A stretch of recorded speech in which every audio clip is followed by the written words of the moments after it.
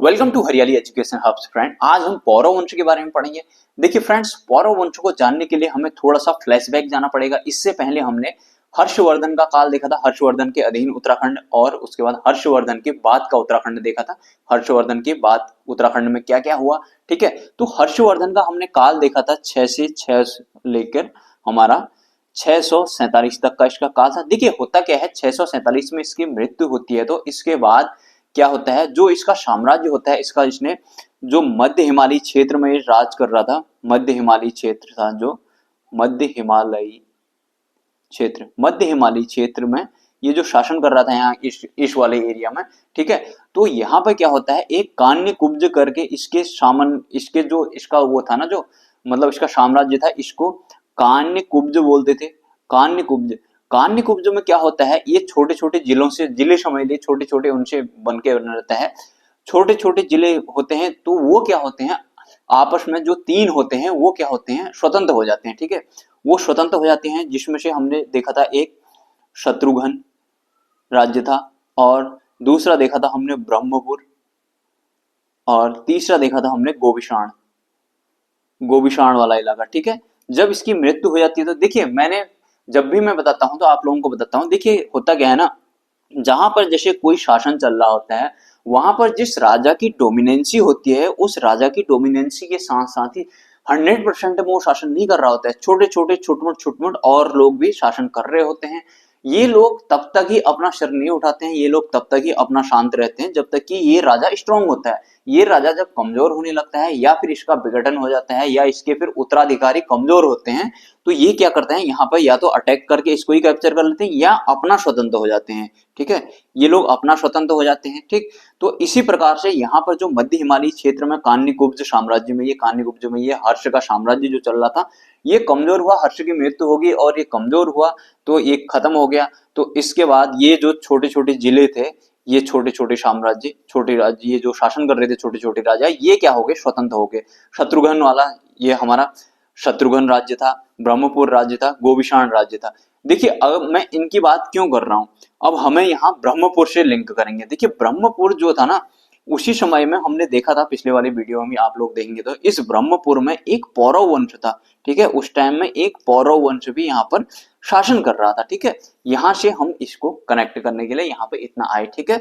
देखिए इसकी बात करी थी मैंने, ये हमारा देहरादून और हिमाचल वाला रीजन था, ठीक है। देहरादून हिमाचल, खासकर हमारा सहारनपुर वाला रीजन था, और ये इसमें हमारा 90% उत्तराखंड का रीजन था।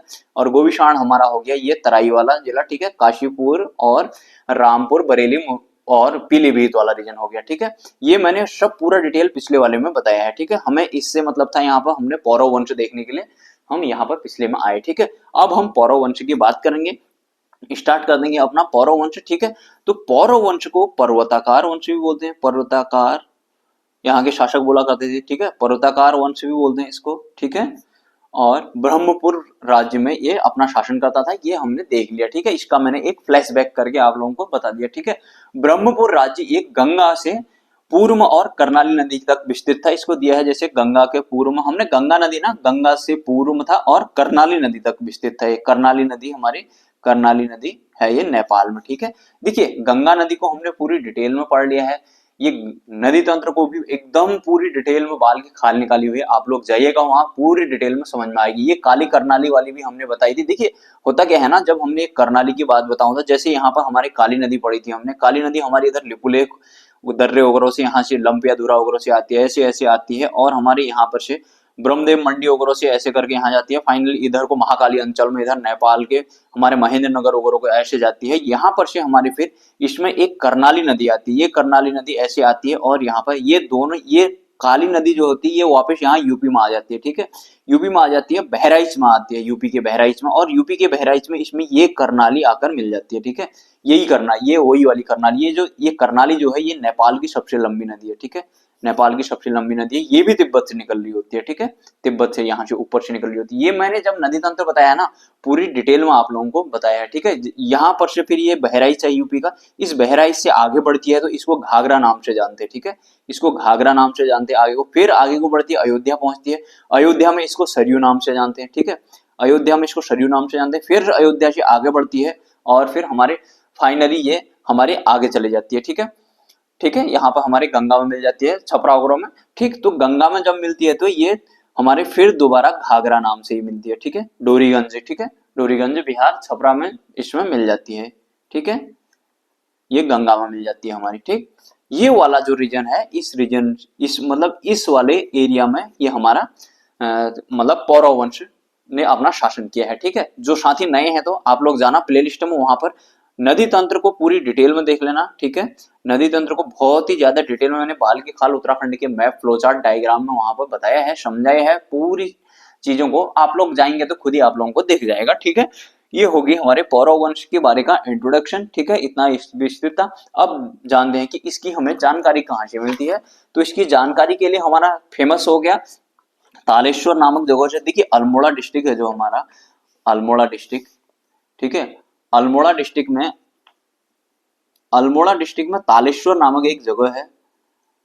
तालेश्वर, तालेश्वर नामक स्थान से ताम्र व अष्ट धातु के अभिलेख प्राप्त हुए हैं। ठीक है, यहां से क्या हुआ है, ताम्र व अष्ट धातु के, ताम्र व अष्ट धातु, अष्ट धातु के अभिलेख प्राप्त हुए हैं। ठीक है, यहां से अभिलेख प्राप्त हुए। ठीक, यहां से, जिनमें से पौरव वंश के शासकों का नाम उल्लेखित है। ठीक है, इनमें से पौरव वंश के, पौरव वंश के शासकों का, शासकों का नाम उल्लेखित है, नाम उल्लेखित है। ठीक, यहां से हमें जानकारी मिलती है इनकी। ठीक है, और मैंने पिछले वाले वीडियो में बताया था, एक हमारा तालेश्वर हो गया, तालेश्वर ताम्रलेख और अष्ट धातुएं होगी, और इसमें ब्रह्मपुर डिस्ट्रिक्ट में उल्लेख। ठीक है, ब्रह्मपुर डिस्ट्रिक्ट में था उल्लेख। देखिए इसकी जानकारी हमें एक मार्कंडेय, हमने देखा था मार्कंडेय पुराण। ठीक है, मार्कंडेय पुराण हो गया हमारा, मार्कंडेय पुराण मैंने पिछले वाले वीडियो में बताया था, तथा बृहत संहिता, और बृहत संहिता, बृहत संहिता, बृहत संहिता किसकी थी, हमारे ब्राह्मण की थी, ब्राह्मण की थी। ठीक है, ब्राह्मण की थी। इसमें भी इसका कुणिंदों का उल्लेख मिलता है। ठीक है, इनमें भी कुणिंदों का उल्लेख मिलता है, इन दोनों में भी इनका उल्लेख मिलता है। ठीक है, और पौरव का तो मिलता ही है, कुणिंद का भी उल्लेख मिलता है इनमें। ठीक है, हमारे पौरव का तो मिलता ही मिलता है, इसमें इनमें कुणिंदों का भी उल्लेख मिलता है। ठीक है, इतना ध्यान रखना आप लोग इसमें। अगर वो पूछेगा कि किस किस में मिलता है पौरव की, इनमें भी मिलता है। और हमारा जो पौरव वंश है ना, हर्षवर्धन के समय मधुबनी और बांसखेड़ा अभिलेख था ना, जो हर्षवर्धन के समय, हर्षवर्धन, हर्ष लिख लेते, हर्ष के समय हमारा जो मधुबन और बांसखेड़ा अभिलेख, बांसखेड़ा अभिलेख थे। ठीक है, तो इनमें भी इनका किसका उल्लेख मिलता है, पौरव वंश का उल्लेख मिलता है। ठीक है, हर्षवर्धन में मधुबन और बांसखेड़ा अभिलेख हुए हैं ना, अभिलेख, इनमें भी पौरव वंश की जानकारी मिलती है। ठीक है, इतना ध्यान रखिएगा। और ये मार्कंडेय पुराण और बृहत संहिता जो है ना, इनमें पौरवों का उल्लेख मिलता है। इसमें इनको पर्वताकार वंश कहा गया है। ठीक है, पर्वताकार वंश, पर्वताकार वंश। ठीक, अब देखिए इनकी स्रोत की जानकारी हमें कहां कहां से पता चली फिर।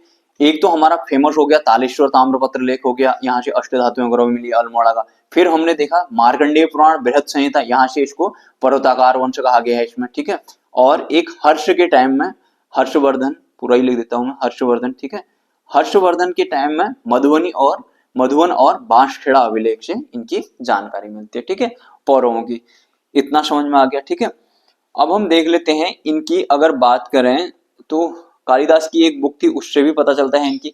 ठीक है, छोड़िए उसको, वो इतना इंपॉर्टेंट नहीं है। इसका अन्य और देख लेते हैं इनके बारे में, और क्या क्या था। पर्वतों के कारण, घिरने के कारण इनको क्या बोल देते हैं, पर्वताकार वंश। ठीक है, ये पर्वतों से घिरी हुई, क्योंकि ये पहाड़ी वगैरह में मतलब करते थे ना शासन, तो पर्वतों के घिरे होने के कारण इन्हें पर्वताकार या पौरव वंश कहा जाता था। पौरव वंश की समयावधि की बात करें ना हम, तो इनकी समयावधि लगभग 600 से 800 एडी मान के चलिए। ठीक है, 600 से 800 एडी तक, यहाँ तक इनका समयावधि होती है।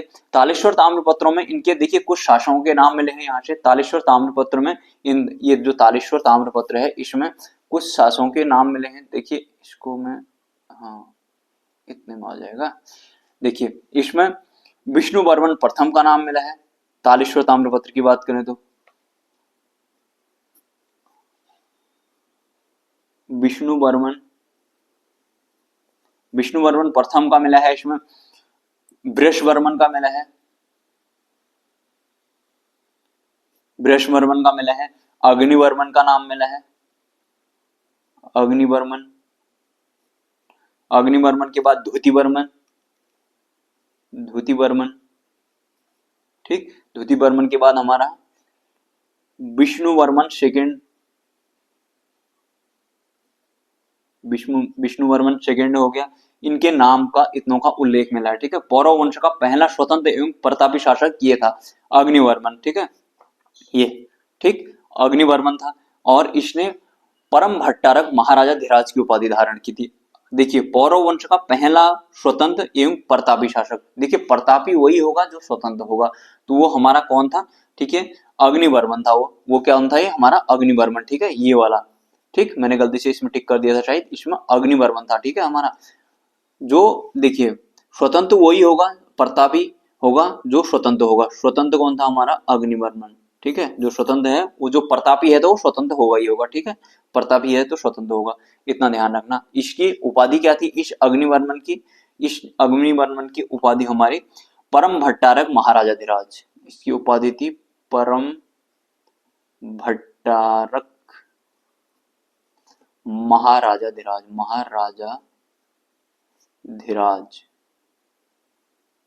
महाराजा धीराज, ठीक है, ये इसकी उपाधि थी अग्निवर्मन की, ठीक है। फिर से ध्यान रखना, एक बार मैंने गलती से विष्णुवर्मन बोल दिया था शायद, इनका जो स्वतंत्र एवं प्रतापी शासक था वो था हमारा अग्निवर्मन, ठीक है, इतना ध्यान रखना। प्रथम स्वतंत्र एवं हमारा प्रतापी जो शासक था वो अग्निवर्मन था, ठीक है। परम भट्टारक महाराजा धीराज इसकी उपाधि थी, ठीक है। अब इनके हम कुल देवता के बारे में बात करते हैं। इनका कुल देवता की अगर बात करें तो हमारे बीणेश्वर महादेव, जिनको या बिनसर महादेव भी बोलते हैं, ठीक है।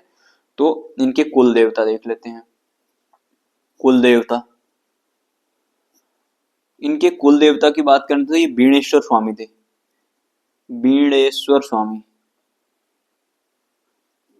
यहां पर लिख देता हूं मैं, बीरडेश्वर स्वामी, स्वामी, ठीक है, बीरडेश्वर स्वामी थे। इनको विंसर महादेव भी बोलते, ठीक है, विंसर महादेव, ये विंसर महादेव, ठीक है। इनके हमारे जो मतलब कुल देवता थे वो बीणेश्वर स्वामी थे, ठीक है। राजा जिस स्थान पर अपने परिवार के साथ रहता था उसे कोट कहा जाता था, ठीक है, कोट या किला। हम इधर का कोट, ये कोट, वो कोट पढ़ते हैं ना, हम पढ़ेंगे बाद में, चंदोग्राम में आएगा तो इधर का कोट उधर का कोट हम पढ़ेंगे सारे, ठीक है। जहां पर रहता था राजा उसको क्या कोट कहा जाता था। कोट की सुरक्षा प्रबंधन के लिए कोटाधिकरण नामक अधिकारी होता है। देखिए, जैसे राजा जहां पर रहेगा उसको क्या बोलेंगे, कोट बोलेंगे, ठीक है। कोट मतलब उसका किला हो गया जहां पर रहेगा, और उसकी जो सुरक्षा करेगा, ठीक है, उसकी सुरक्षा प्रबंध करेगा, उसको क्या बोलते थे, कोटाधिकरण, कोटाधिकरण, उसको बोलते थे कोटाधिकरण, ठीक है। इसको कोटाधिकरण नामक अधिकारी था, कोटाधिकरण बोलते थे, ठीक है।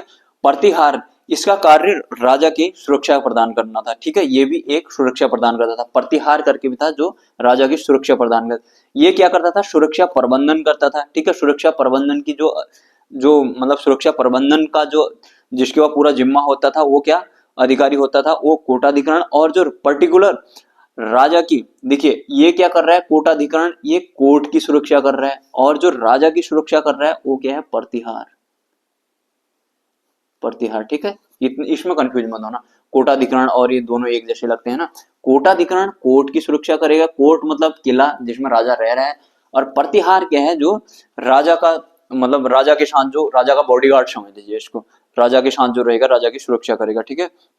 एक अधिकारी और होता था जो राजाओं की प्रार्थनाओं को गंतव्य तक पहुंचाता था, कार्य मतलब कि ये राजा के पास संदेश ले जाने वाला समझ लीजिए इसको, ठीक है, मतलब जनता का संदेश राजा तक पहुंचाने वाला, ठीक है। इसको कारगिक बोलते थे, ठीक, कारगिक, इसको कारगिक कहा जाता था, कारगिक, ठीक, ये मैसेंजर समझ लीजिए इसको। फिर राजा के भोजन की व्यवस्था करता था जो राजा का कुक समझ लीजिए इसको, राजा का कुक, राजा के, इसको सुकारपति बोलते थे। अभी मैं ना बाद में ये पूरा हमारा ये वंश हो जाएगा, हमारी एंसेंट हिस्ट्री होगी तो फिर इनकी मैं क्या करूंगा, इनके जो प्रशासन होगा इसके बारे में भी मैं बताऊंगा, आप लोगों को बताऊंगा, ठीक है। ये पौरव वंश का प्रशासन देख रहे हैं अभी हम, फिर उसके बाद हम पूरा एक बार ओवरऑल प्रशासन भी एक बार बता दूंगा मैं, ठीक है। इसको क्या बोलते थे, शुकारपति, शुपकारपति, ठीक है। ये जो कुक होता था, मतलब कि राजा के भोजनालय की व्यवस्था करता था, ठीक है, भोजन की व्यवस्था करता था। कुक समझ लीजिए, खाने वाने का मैनेजमेंट जो देखता था, किचन डिपार्टमेंट वाला, हेड ऑफ किचन डिपार्टमेंट बोल लीजिए इसको, ठीक है। पुलिस अधिकारी, जैसे इनका पुलिस अधिकारी था जो पुलिस अधिकारी,